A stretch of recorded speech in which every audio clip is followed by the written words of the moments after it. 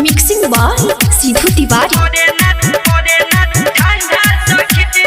DJ Mithu Raja Patsoni. एक छोड़ी के कहा हम जाई, अपन दुखी हम कैसे बताई, अपन दुखी हम कैसे बताई। ए सखी एक छोड़ी के कहा हम जाई, अपन दुखी हम कैसे बताई। रहे बनी के उ बोका रखे बड़े बड़े झोटा, रहे बनी के उ बोका रखे बड़े बड़े झोटा, बात बोले बड़ी गंदा सखी। करे ना जवानी मोरी ठंडा सखी, मिलल भातार वाला वंडा सखी। करे ना जवानी मोरी ठंडा सखी, मिलल भातार वाला वंडा सखी। डीजे मिठू राजा पटसोनी।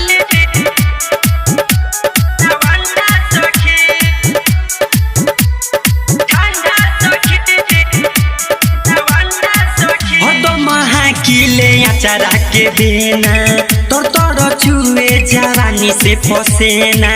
करता मन सब लइकन के बाट दी, कबो ना छुए लाई फूल गेना। हरदम किले अचारा के देना तोर तोर छुए जवानी से फसेना। करता मन सब लइकन के बाट दी, कबो ना छुए लाई फूल गेना। मन करे दिही गाली धन कबले संभाली, मन करे दिही गाली धन कबले संभाली। खियाई भले अंडा सखी, करे ना जवानी मोर ठंडा सखी, मिलल भातार वाला वंडा सखी। करे ना जवानी मोर ठंडा सखी, मिलल भातार वाला वंडा सखी। संजीवी रिकॉर्डिंग स्टूडियो भोरे।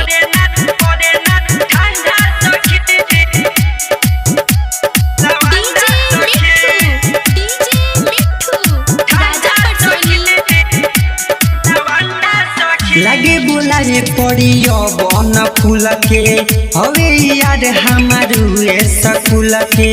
बस के ना बाटे अब रन जीत के, कबो ना काम करे लाई खुल के, कबो ना काम करे लाई खुल के। लगे बुलाए पड़ी बन फूल के, हवे यार हमारू स्कूल के।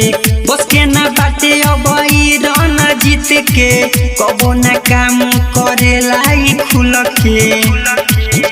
एकारा पर नहीं रहब शादी दूसरा से करब, एकारा पर नहीं रहब शादी दूसरा से करब। एगो निमन रही पांडा सखी, करे ना जवानी मोर ठंडा सखी, मिलल भातार वाला वंडा सखी। करे ना जवानी मोर ठंडा सखी, मिलल भातार वाला वंडा सखी।